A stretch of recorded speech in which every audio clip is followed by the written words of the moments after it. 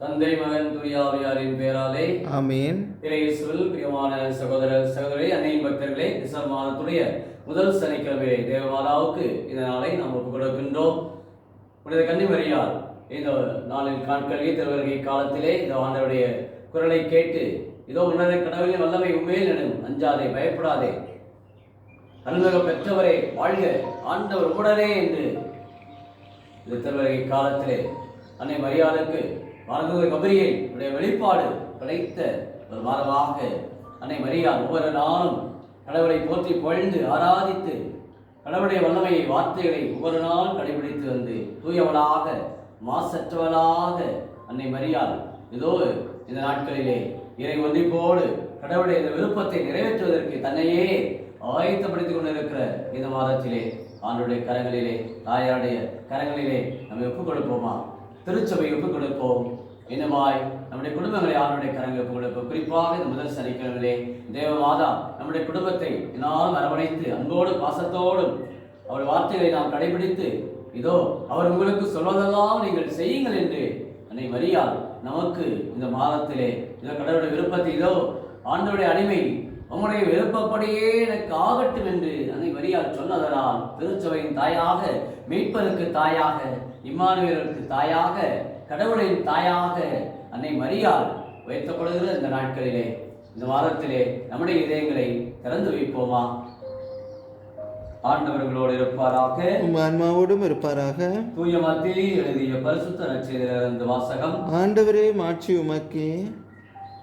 அதிகாரம் 9 இறைவார்த்தைகள் 35 மற்றும் 10ஆம் அதிகாரம் 1 மற்றும் 6 முதல் 8 இறைவார்த்தைகள். அக்காலத்தில் இயேசு நகர்கள் சிற்றூர் எல்லாம் சுற்றி வந்தார். எங்கும் அவருடைய தொழுகை கூடங்களில் கற்பித்தார். விண்ணரசை பற்றிய நற்செய்தியை பறைசாற்றினார். நோய் நொடிகள் அனைத்தையும் குணமாக்கினார். திரண்டிருந்த மக்களை அவர் கண்டபோது அவர்கள் மேல் பரிவு கொண்டார். அவர்கள் ஆயிரில்லா ஆடுகளைப் போல அலைக்கழிக்கப்பட்டு சோர்ந்து காணப்பட்டார்கள். அப்பொழுது அவர் தம் சிலரை நோக்கி, அறுவடையோ மிகுதி, வேலையாட்களோ குறைவு. ஆகையால் தேவையான வேலையாட்களை தமது அறுவடைக்கு அனுப்பும்படி அறுவடையின் உரிமையாளர் மன்றாடுங்கள் என்றார். இயேசு தம் சீடர் 12 அவனை வரவழைத்தார். தீ ஆவிகளை ஓட்டவும் நோய் நொடிகளை குணமாக்கவும் அவர்களுக்கு அதிகாரம் அளித்தார்.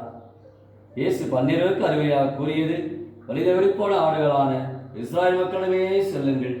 அப்படி சொல்லும்போது, விண்ணரசு நெருங்கி வந்துவிட்டது என பறைசாற்றுங்கள். நலன் குன்றியவர்களை குணமாக்குங்கள். இறந்தோரை உயிர்பெற்றச் செய்யுங்கள். தொழு நோயாளரை நலமாக்குங்கள். பேய்களை ஓட்டுங்கள்.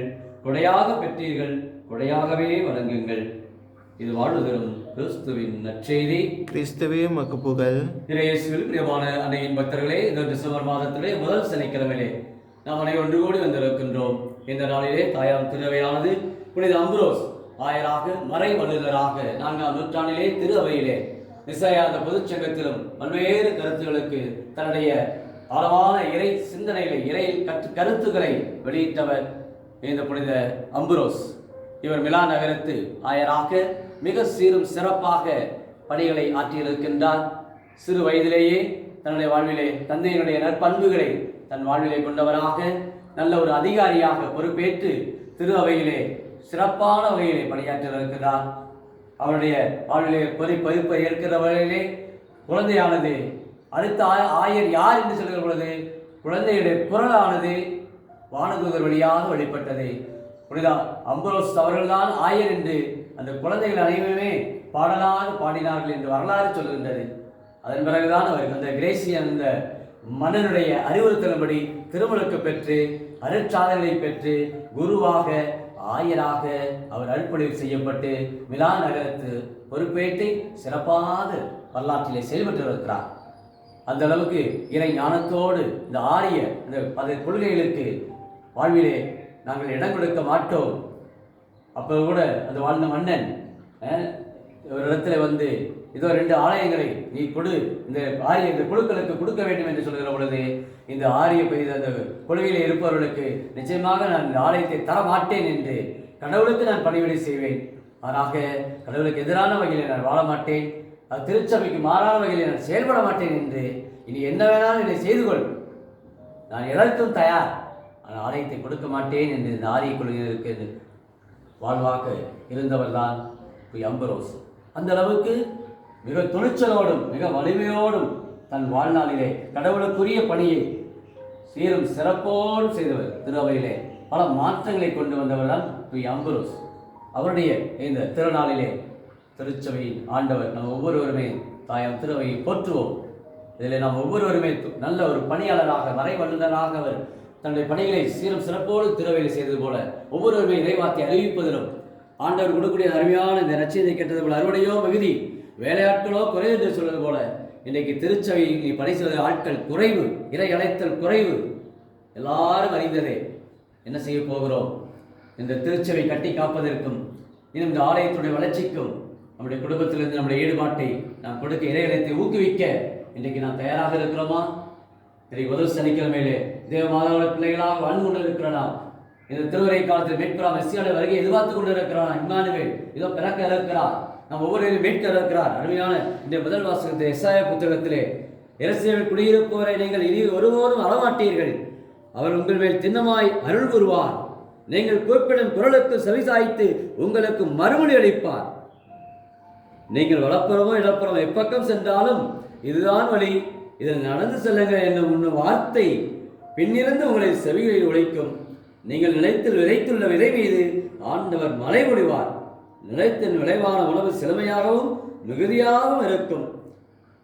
ஆண்டவர் தம் மக்களின் முறிவுகளை கட்டி தாம் அடித்து ஏற்படுத்திய காயங்களை குணமாக்கும் நாளில் நிலவன் ஒளி கதிரவன் போல ஒளிவோம். கதிரவன் ஒளி 7 பகலின் ஒளி ஒன்று திரண்டாற் போல 7 மடங்காகும்.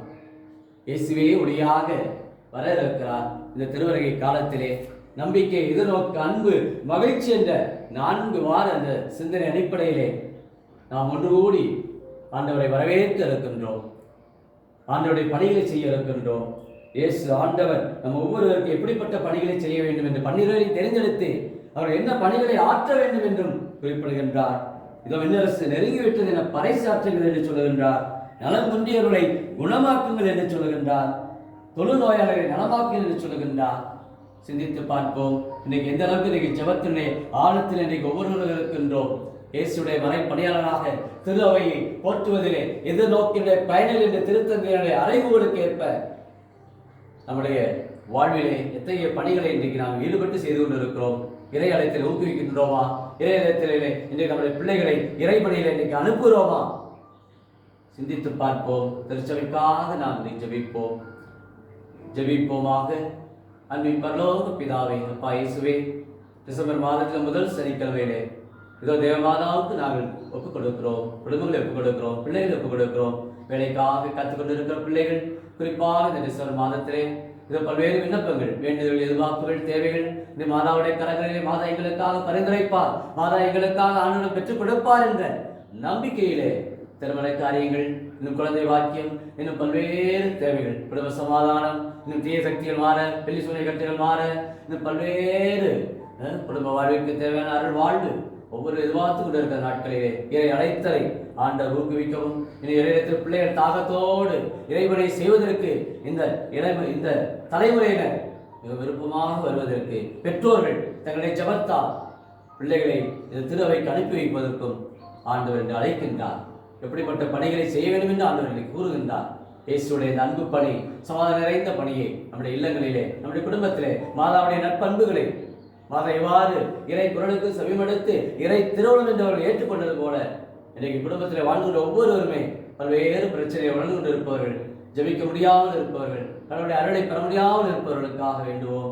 இன்னுமாய் தொடர்ந்து இந்த மாதம் முழுமையாய் மீட்பர் மெஸ்ஸியாவுடைய வருகையை அவளோடு எதிர்பார்த்திருக்க விழிப்பாயிருங்கள், ஆயத்தமாக இருங்கள். இதோ பாலை நேரத்திலே குரல் ஒன்று கேட்கிற இந்த திருவள்ளுக்கு யோவான் பறைசாற்றுவது போல நம்முடைய உள்ளங்களை ஆயத்தப்படுத்த கரடு முரணான அனைத்தும் நேராக்கப்பட, கோணலானவை சமமாக்கப்பட இயேசுவிடத்திலே நம்முடைய குறைகளை, நம்முடைய பாவங்களை அவனுடைய கரங்களை ஒப்புக் கொடுத்து நல்ல பாவ சங்கீதம் ஒப்புற அருட்சாதனத்தை இந்த மாதத்திலே நாம் பெற்று இறை நம்பிக்கையோடு மீட்பர் மெஸ்ஸியாவை வரவேற்க நம்முடைய இதயங்களை நாம் திறந்து வைப்போமா? எங்கள் ஆண்டவராகிய கிறிஸ்து வழியாக அன்றாடுகிறோம். ஆமீன்.